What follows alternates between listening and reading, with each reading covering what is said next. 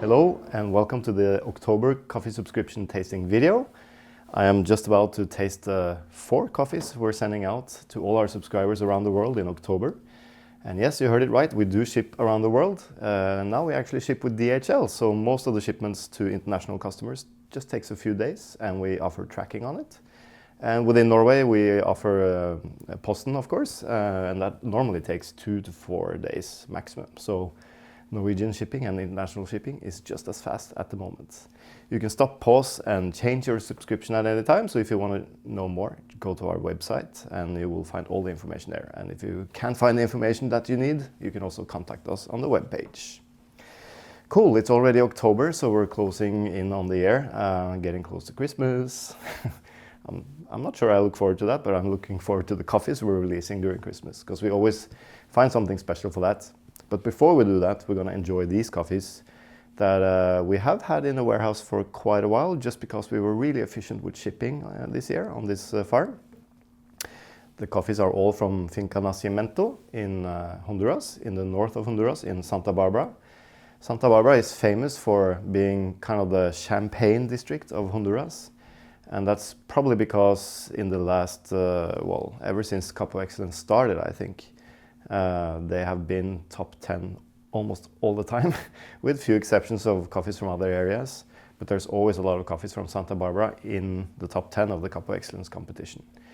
And one of the reasons for that is because of a family that run a mill and an export company called San Vicente. They have been working together with small producers in their area near Peña Blanca, which is where the exporter and dry mill is located.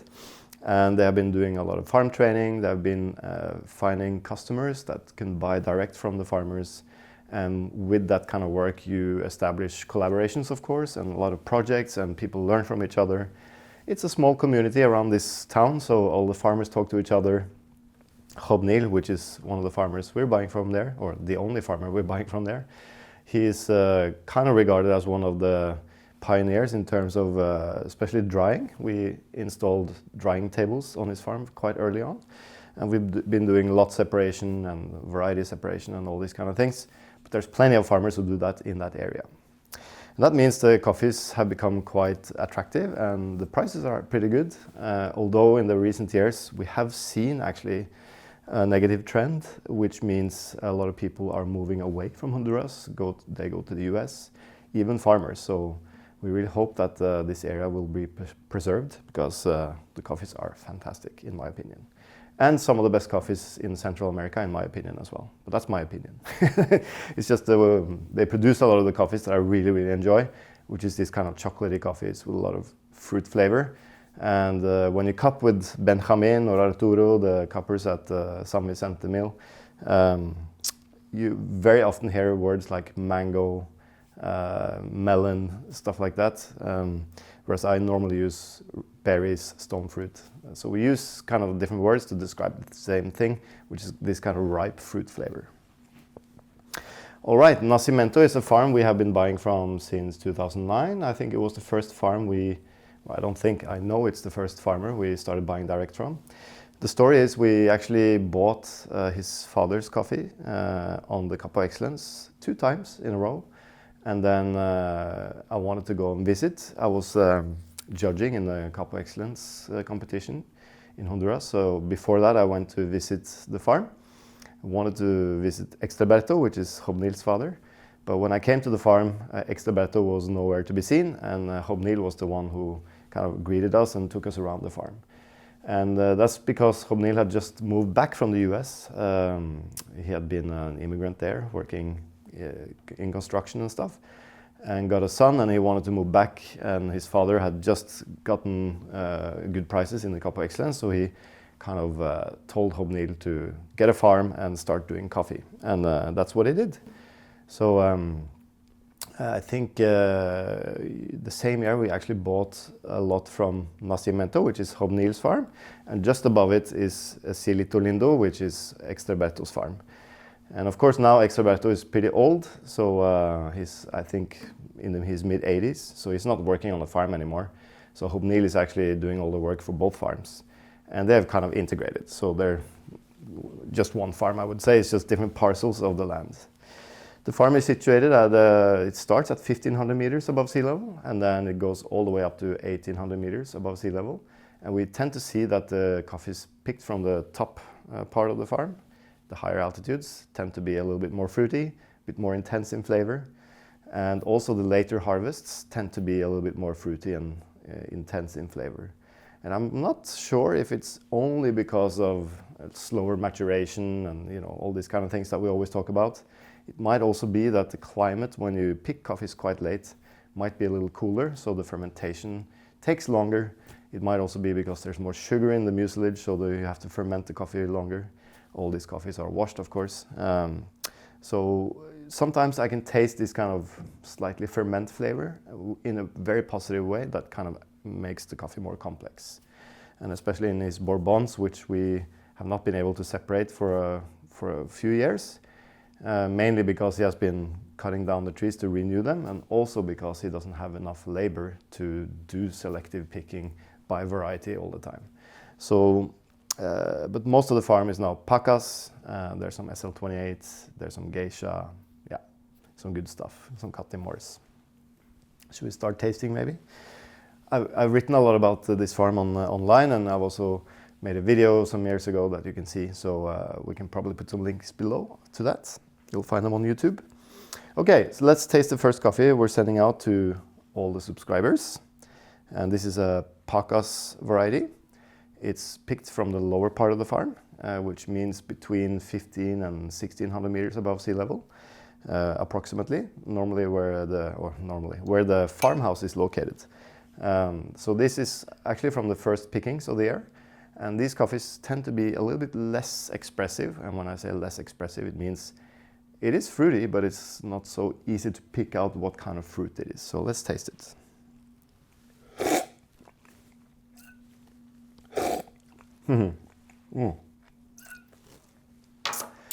Like with most coffees from Honduras, I always find them to be a little bit herbal, and this is no exception. It has this kind of slight green bell pepper flavor, but it's very chocolatey, meaning it's very, very sweet and kind of has this smooth mouthfeel.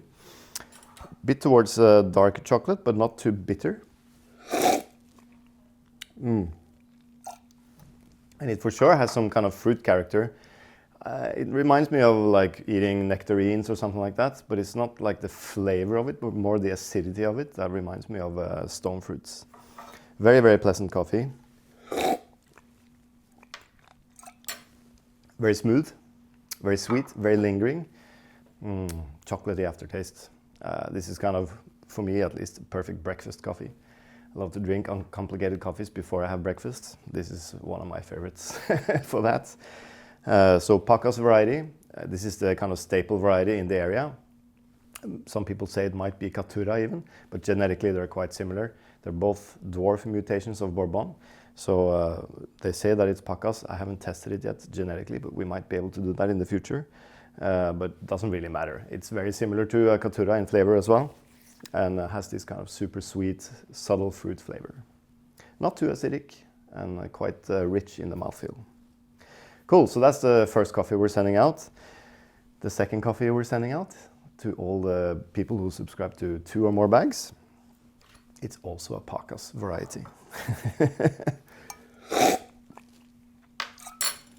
This is a picking, also early picking, but it's from the high part of the farm. So you can clearly see these were picked in the same month. The first one is from the lower part, the second one is from the highest part. So between 17 and 1,800 meters above sea level. Jobneel has planted a lot of Pacas there as well. And the distinction between these two is, for sure, the second coffee has a lot more intense fruit flavor. And let's taste it again. It has a certain winey character, like the acidity reminds me of, not vinegar, but like a white wine or something like that, like Rieslings. It has a little bit more of that kind of red berry fruit flavor, I think. And I'm pretty sure that Benjamin Paz, when he cups this, he will say mango. It's this kind of ripe, fruity character that reminds me of berries, but probably reminds him of mango.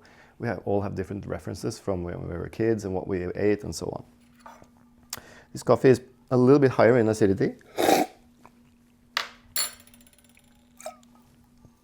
Less of that kind of chocolatey character, although it's there, but it's a lot more fruity and kind of fruit forward, as a lot of people like to say these days.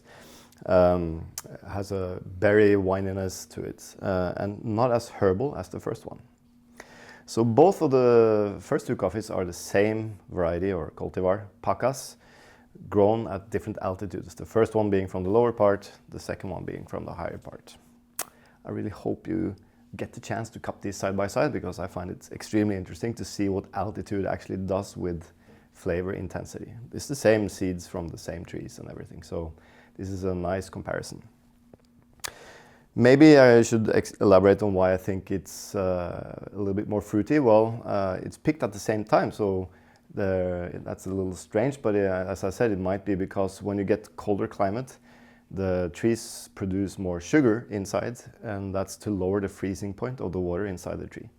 It does something with the respiration as well. It doesn't consume all of these sugars.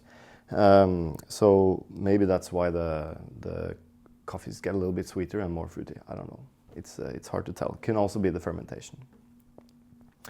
All right, normally we only send out 3 different coffees, but we didn't have enough of the third one, so we have to add a 4th one. So for the people who subscribe to 3 or more bags, they will either get the 3rd one or the 4th one, or both.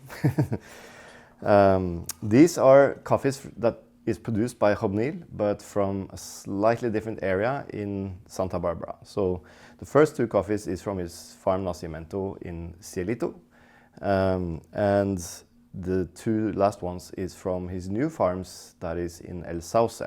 So it's just on the other side of the mountain. You have to drive maybe an hour from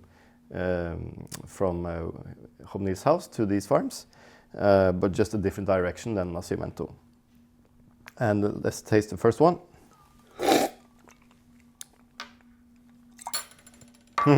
First one is both of them are field blends, but this third coffee is a field blend. That means Jobneel has planted different cultivars in the same area of land, and because these farms are quite new, he hasn't been able to separate the varieties, so he just picks everything and mixes it on the farm before the coffee is processed.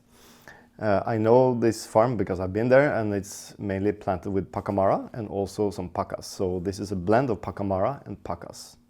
Pacamara is a mix of Maragojip, which is a tree that has big leaves, big beans and everything, and Pacas, which is a small tree, smaller beans and everything. So this is kind of a cross-pollination of that that is made in El Salvador. And sometimes this Pacamara can taste pretty oniony and not so nice, but Jobneel got some nice seeds, and some of the Pacamaras can taste pretty good.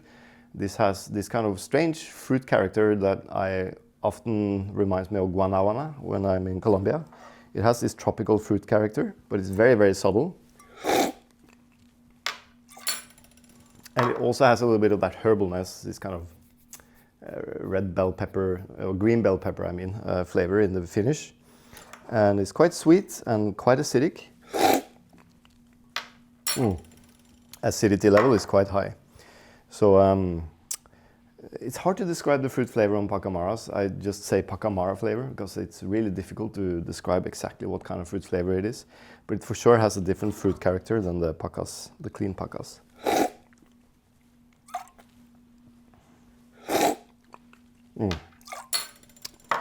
Definitely a herbal fruitiness there. So third coffee, field blend, Pacas and Pacamara from Finca Bertha. Bertha is Jobneel's mother who passed away. So in honor of her, he has named the farm after her. And then the last coffee we're sending out is from a piece of land that I think actually Jobneel already sold, but he picked the last coffee from it.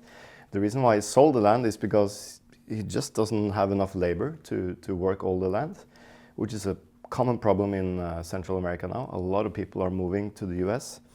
So he decided to scale down a little bit and concentrate on the land he already was working on, Nacimiento and so on.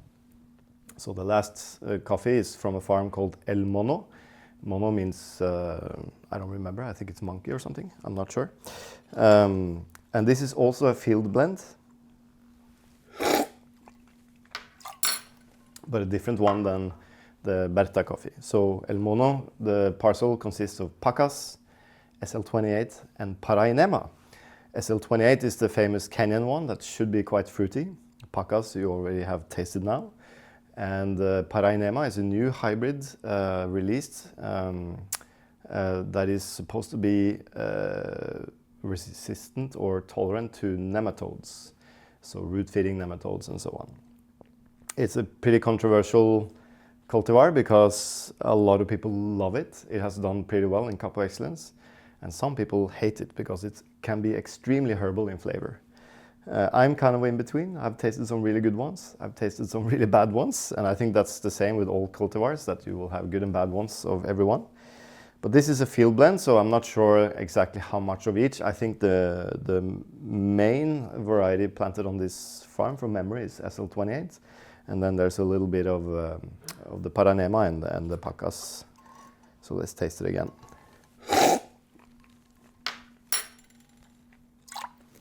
I would say this is extremely kind of rich in mouthfeel.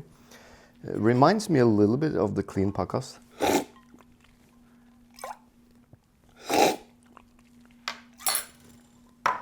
It's almost like this kind of marzipan flavor with what do you call it? Like cherry flavor. And yeah, there's some fruit character there as well, but it's pretty hard to pinpoint. Very rich mouthfeel, very sweet. A little bit more of that kind of bitter chocolate in the finish. And quite intense coffee. So if you like kind of strong, intense coffees, this will for sure be a coffee for you. Cool, that's all the coffees we're sending out in October. I really hope you like them. This is kind of a coffee that we have been buying since 2009, and it's good to see that every year it's a little bit different. It's a natural product. For 2 years ago, the coffees from Nacimiento was not at the standard that we normally prefer, and that's because he had problems with a lot of rain and wind and so on, and also problems with picking. And I'm really happy to see that he has been slowly recovering the farms again. The quality is getting up there where we want it to be. So we hope to be able to buy these coffees for a long time in the future, because we have been doing a lot of nice work with Jobneel, and I know for a fact that he's building a new wet mill, and new drying facilities and everything in order to be able to kind of grow a little bit, but also to make sure that he produces the coffee in even higher quality. Great, thanks for watching everyone, and if you want to sign up for a subscription, make sure to go to our website. We will put a link below, and we will also put a link below to the farm visits that I did. I think it was 2017, so it's quite a while. And if you don't know how to set up a cupping like I've done, we also have a tutorial on YouTube where you can do that. So it's pretty simple and pretty fun, and you can do it with a lot of friends as well. Until next time, thanks for watching.